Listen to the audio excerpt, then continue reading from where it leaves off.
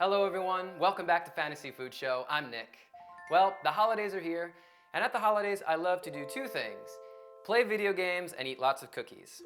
And you know my love of Final Fantasy, and I've been playing a lot of Final Fantasy XIV over the past couple of years.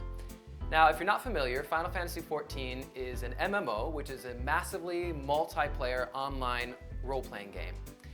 And in the game, you play as characters saving the world, and you take on the role of different jobs and classes throughout your adventures. You can play as a tank class, which takes all the damage. You can play as the healer class, or you can play as the damage dealing class. And when you're playing as a party, you see a little icon up in the corner that tells you what class you're playing as. So today on the show, I've combined my love of cookies with my love of video games, Final Fantasy, and I've created these Final Fantasy XIV Job Icon Gingerbread Cookies. Let me show you how it's done. To make the cookies, you will need 3 cups of all-purpose flour, 1 tablespoon of ground ginger, 1/4 teaspoon of ground clove, 2 teaspoons of ground cinnamon, 1/2 teaspoon of salt. You'll also need 1 egg, 3/4 of a cup of dark brown sugar, 1/2 cup of molasses, 1 1/2 sticks of soft, unsalted butter, 2 teaspoons of vanilla, and some freshly grated lemon zest, about a teaspoon. The tools you will need are some baking trays lined with a silicone mat or some parchment paper, a rolling pin, a spatula, a whisk, a square cookie cutter, and I'll leave the size I used in the recipe on the website, fantasyfoodshow.com. You'll need to print out the template, which can also be found on the website. You'll need some tissue paper and some food-safe markers. Okay, I've got my oven preheating to 375 degrees Fahrenheit, and the first thing I'm going to do is to make my cookies. So I've got my flour here, and into that I'm going to whisk all of my spices and my salt. So I'm just going to dump in the ginger, the cinnamon, the clove, and the salt. And then, and with my whisk, just give it a good whisk around. This also helps to get any lumps out, because that will make it difficult to incorporate into the dough. Oops. That's good. And just put that aside for later. All right, now I'm going to move over to my stand mixer, and I've got my paddle attachment today. And into that bowl, I'm going to put my 1.5 sticks of soft, unsalted butter.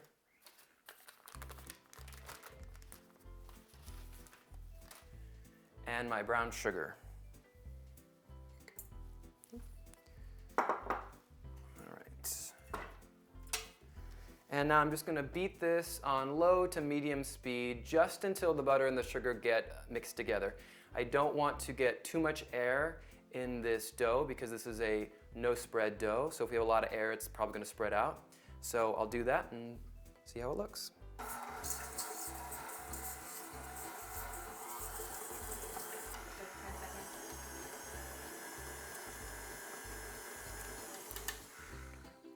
All right, next I'm going to add my egg.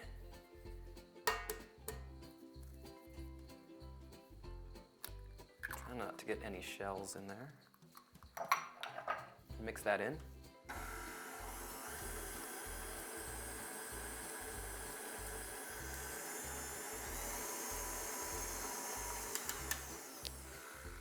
It's a good idea to scrape your bowl down every so often, so I'm going to do that now. Okay, now I'm going to add my molasses, my vanilla, and the lemon zest. Now, you don't have to use the lemon zest if you don't want to, but the royal icing that we're going to use also has lemon in it, so it's kind of a nice balance, I think, with the two. So, my vanilla and my zest. Now all the wet ingredients are incorporated, and now I can pour in my flour. Just do a little bit at a time, mix it in, and then a little bit more, mix it, and then the rest.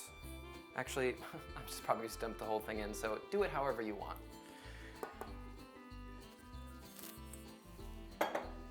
Mix this slowly. I've made the mistake before and gotten flour all over me and my kitchen, so be very careful.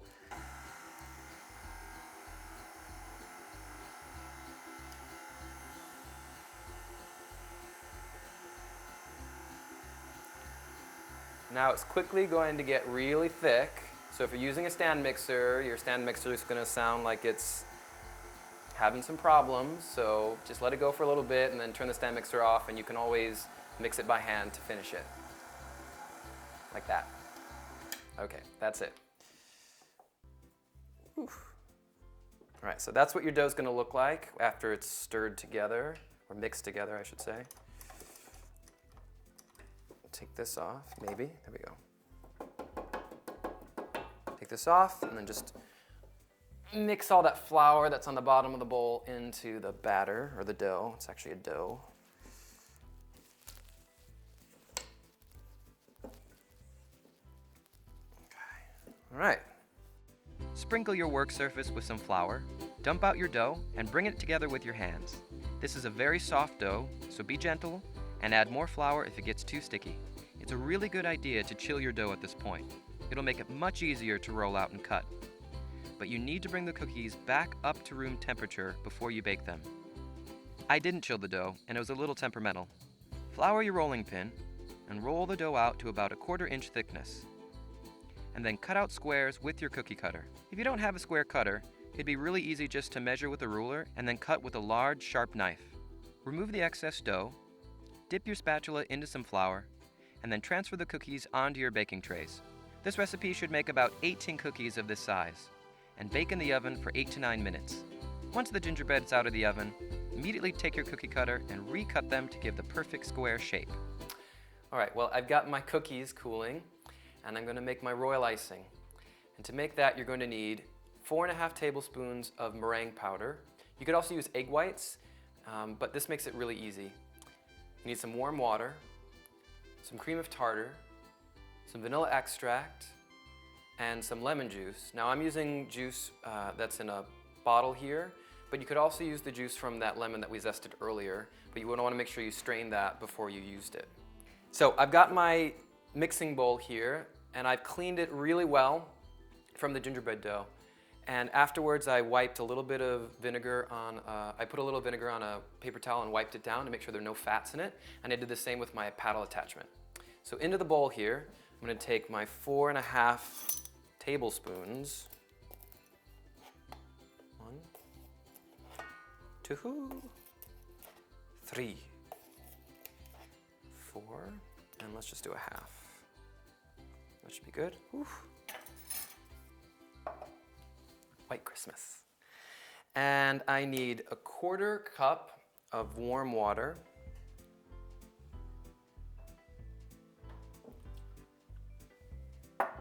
And the same of lemon juice.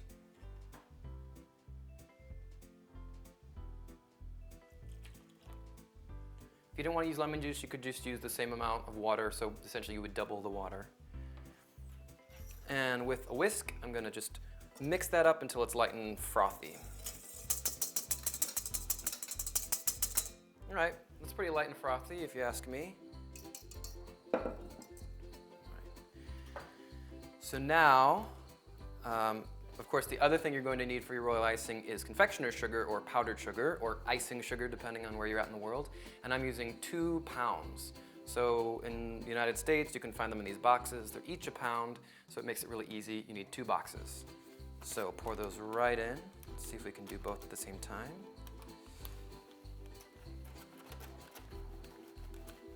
It's working!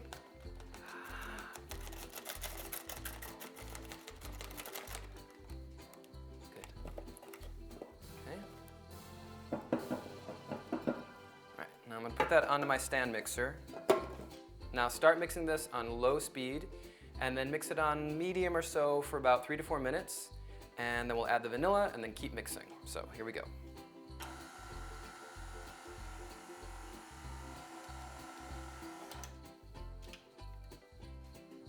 You need 2 more tablespoons of warm water that I forgot to put in. So let's put that in right now, shall we?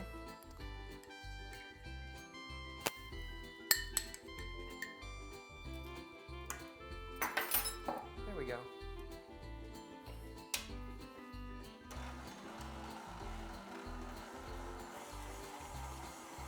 Yeah, that's better. It's been about 3 minutes now, so I'm going to add my tablespoon of vanilla extract.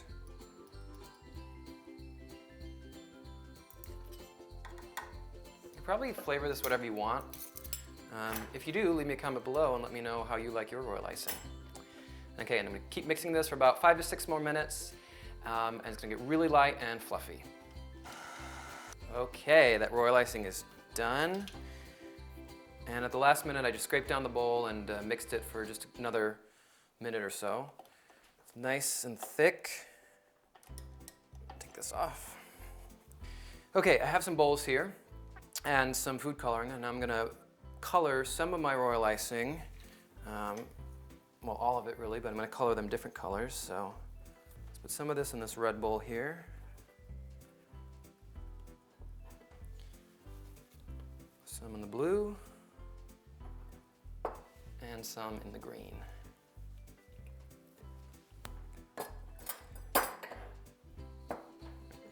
Now, royal icing crusts over really quickly, so it's a good idea for whatever you're not working with to just cover it with a little bit of plastic wrap.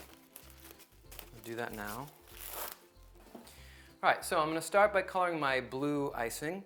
In the game, the 3 classes of jobs are healer, tank, and DPS, or the damage dealers. So the tank color is blue, the healer color is green, and the DPS is a dark red. So I have these AmeriColor food colorings here. So I've got leaf green, I've got royal blue, and for the red, I'm actually going to combine a bunch of burgundy, so a lot of that, and some red. Okay, so let's make the blue. Get these out of the way. Okay. Now you need quite a bit of this. Squeeze some of that in.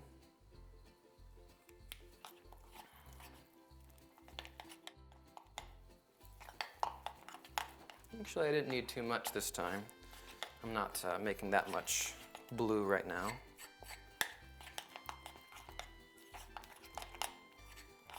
Okay.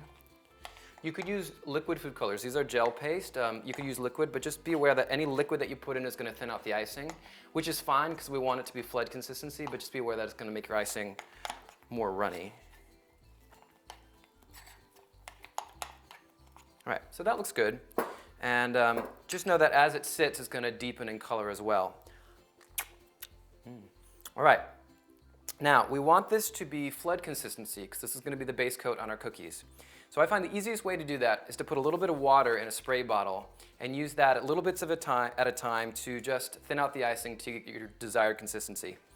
I like 15-second consistency icing. And what that means is it will, if you run a spoon or a knife through it, it will come back together in 15 seconds.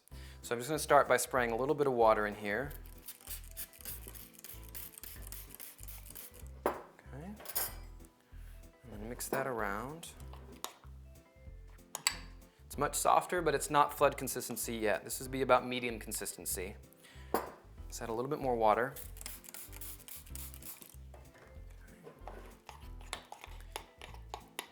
If this is too runny, then it's just going to run off the cookie when you try to ice it. So that's why you want that 15-second consistency.